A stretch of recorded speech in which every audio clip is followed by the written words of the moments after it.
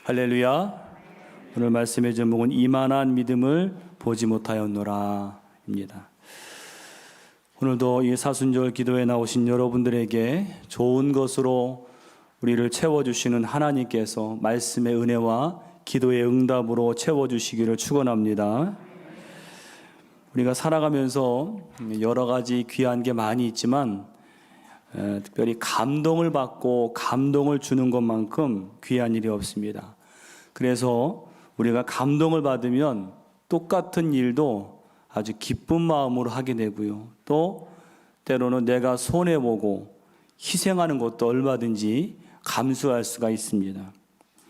제가 예전에 교육 목사를 할 때 한 번은 유년부의 한 아이 집에서 신방 요청이 들어왔습니다. 보통 아이가 신방을 원하면 각 부서 전도사님이 있기 때문에 그 전도사님이 가는 게 보통인데, 그 사연을 알아보니까 초등학교 1학년 아이가 있는데 얘가 가만히 보니까 엄마 아빠를 담당한 목사님이 집에 오셔서 신방 예배를 드리거든요. 가로는 엄마에게 말하기를 엄마 목사님이 있으면 내 목사님은 어디 있냐고 그렇게 묻더라는 겁니다. 그러던 차에 제가 이제 그 아이 부서에 설교를 가게 되었는데, 그 아이가 저를 보니까 그 엄마에게 저 목사님이 내 목사님이니까 나도 엄마처럼 내 목사님에게 신방을 좀 받아야 되겠다고, 그 연락이 와서 제가 신방을 가게 되었습니다. 그 얘기를 듣는데 제 마음이 감동이 되었어요. 특히 어떤 말에 감동이 되었는가 하면 내 목사님, 내 목사님. 내가 가서 꼭 이 아이를 신방해야겠구나, 그런 마음이 불끈 솟은 것을 제가 기억합니다. 우리도 하나님을 믿을 때 하나님은 내 하나님이십니다. 그런 믿음이 중요한 줄로 믿습니다. 하나님이 얼마나 감동하실까요? 하나님이 여러분의 하나님이 되시기를 축원합니다. 하나님은 내 하나님이십니다. 오늘 읽은 우리가 본문은 주님을 감동시킨 한 사람의 이야기입니다. 바로 그는 하인의 병을 고치기 위해 예수님께 나온 한 백부장이죠. 오늘 예수님이 이 백부장에게 큰 감동을 하고 하신 말씀이 10절 말씀입니다. 10절 보시면 예수께서 들으시고 놀랍게 여겨 따르는 자들에게 이르되 내가 진실로 너희에게 이르노니 이스라엘 중 아무에게서도 이만한 믿음을 보지 못하였노라. 여기 놀랍게 여겨라는 말씀은 바로 예수님이 감탄하시는 것을 알 수 있습니다. 또 이스라엘에게 아무에게서도 이만한 믿음을 보지 못하였노라, 이 말씀은 이제까지 만나본 믿음 중에 최고의 믿음이라는 그런 칭찬인 것입니다. 오늘 저와 여러분도 이왕에 예수님을 구주로 믿으실 때 예수님의 마음을 감동시키시고 칭찬받는 믿음이 되시기를 축원합니다. 오늘 과연 백부장은 어떤 신앙으로 주님을 감동시켰는지 몇 가지로 은혜를 나누기 원합니다. 첫 번째로 백부장은 겸손한 믿음의 사람이었습니다. 겸손한 믿음의 사람이었습니다. 이 본문의 백부장은 당시에 지배국이었던 로마의 군대 장교입니다. 반면에 예수님은 피지배국의 아주 이름 없는 시골 랍비입니다. 당시의 관습대로라면 이 백부장이 예수님을 만났을 때 사실 거만하게 대하거나 또 명령을 해도 이상한 일이 아닙니다. 그런데 오늘 본문에서 백부장의 태도를 보세요. 5절입니다. 예수께서 가버나움에 들어가시니 한 백부장이 나와 간구하여. 여기 보면 백부장이 예수님께 와서 하는 행동이 뭐냐면 한 백부장이 나와 간구했다. 백부장은 이 지배국의 장교임에도 불구하고 예수님께 명령하거나 또 요청이 아닌 간청을 하고 있습니다. 간청은 다른 말로 정중하게 도움을 구하는 것입니다. 더 나아가 백부장이 뭐라고 간청하는가? 6절입니다. 이르되 주여 내 하인이 중풍병으로 집에 누워 몹시 괴로워하나이다. 여기 백부장이 예수님을 부른 호칭이 무엇입니까? 주여. 예. 당시에 예수님의 제자들도 예수님을 부를 때 보통 랍비여 선생님이라고 불렀습니다. 사실 랍비라고만 불러도 굉장히 높여 부르는 말인데 오늘 백부장은 그보다 더 높은 최고의 호칭인 주여라고 부르는 것입니다. 이걸 볼 때 백부장은 어떤 사람이었습니까? 그는 겸손한 사람이었습니다. 이 겸손이 벌써 예수님의 마음을 사로잡은 거예요. 여러분 구약의 엘리사 선지자 때 저 아람의 군대 장관 나아만 아시죠? 그가 문둥병을 고치기 위해서 이스라엘에 왔을 때 엘리사 선지자가 나와보지도 않고 종을 시켜서 저 요단강에 가서 7번 몸을 씻으라 그렇게 말했습니다. 여러분 요단강은 정말 볼품없는 강입니다. 깨끗해 보이지도 않습니다. 그런 강물에 내려가서 몸을 씻으라는 말은 무엇입니까? 하나님 앞에 겸손하라. 겸손하라는 거예요. 여러분 우리가 하나님의 은혜를 얻으려면 하나님 앞에 겸손해야 될 줄로 믿습니다. 가장 낮은 자리로 내려갈 때 거기에 하나님의 은혜가 있는 것입니다. 나아만이 다 자존심을 버리고 자신을 낮추고 겸손하게 요단강에 내려가서 몸을 씻을 때 그 나병이 깨끗이 나음을 얻고 비로소 하나님을 경험하게 되었습니다. 오늘 우리가 하나님을 체험하고 기도의 응답을 얻기 원한다면 겸손해져야 됩니다. 특별히 사순절 기도회를 통해서 우리가 하나님을 뜨겁게 만나고 풍성한 은혜를 얻기 원한다면 여러분 겸손을 구비하시기를 축원합니다. 야고보서 4장 10절에 주 앞에서 낮추라. 그리하면 주께서 너희를 높이시리라. 하나님이 여러분의 겸손을 통해서 여러분을 높여주시는 은혜가 있으시기를 축원합니다. 두 번째로 백부장은 긍휼과 사랑의 사람이었습니다. 긍휼과 사랑의 사람이었다. 본문에서 백부장에 관해서 또 하나 주목할 것은 이 종에 대한 백부장의 태도입니다. 백부장의 종은 아마 노예 중에 한 사람이었을 것입니다. 그런데 이 백부장은 종이 이 노예가 병든 것을 애석하게 여기고 그리고 할 수 있는 모든 걸 동원해서 그를 구하려고 했습니다. 이런 백부장의 태도는 당시 로마 제국에서 노예를 대하는 일반적인 방식이 아닙니다. 당시 로마에서 노예는 아프거나 병들거나 고통을 받거나 죽거나 이게 아무것도 아닙니다.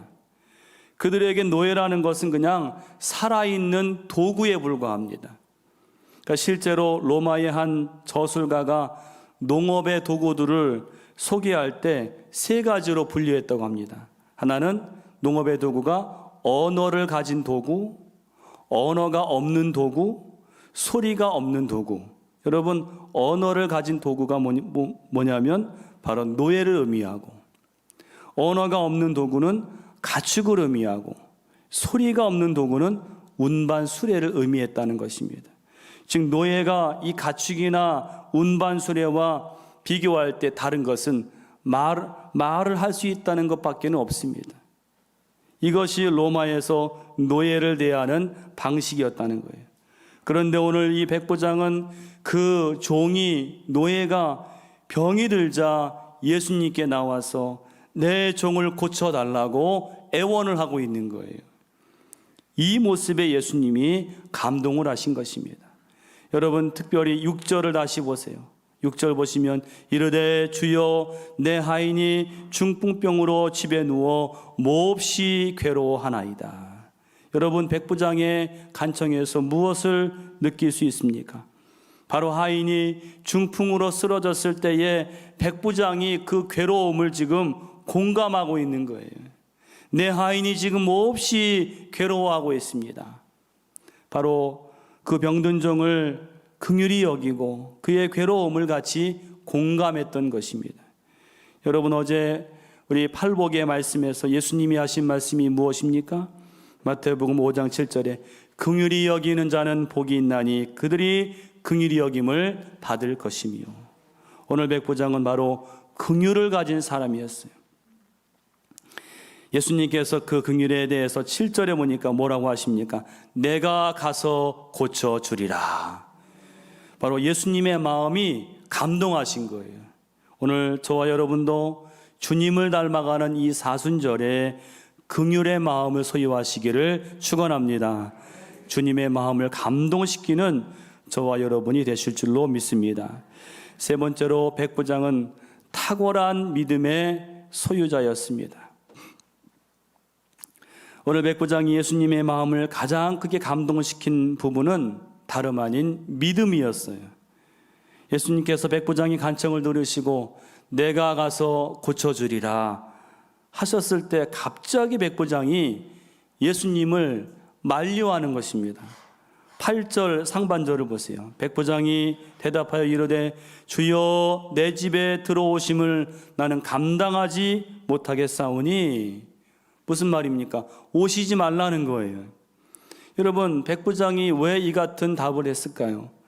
대략 짐작해 보면 백부장은요, 예수님의 초월성과 거룩성을 인지했습니다. 그래서 예수님께 와서 내 하인의 병을 고쳐달라고 간청을 한 건데, 동시에 그런 거룩하신 그 예수님을 맞이하기에는 자기가 너무나 부족하다는 것을 깨달은 것입니다.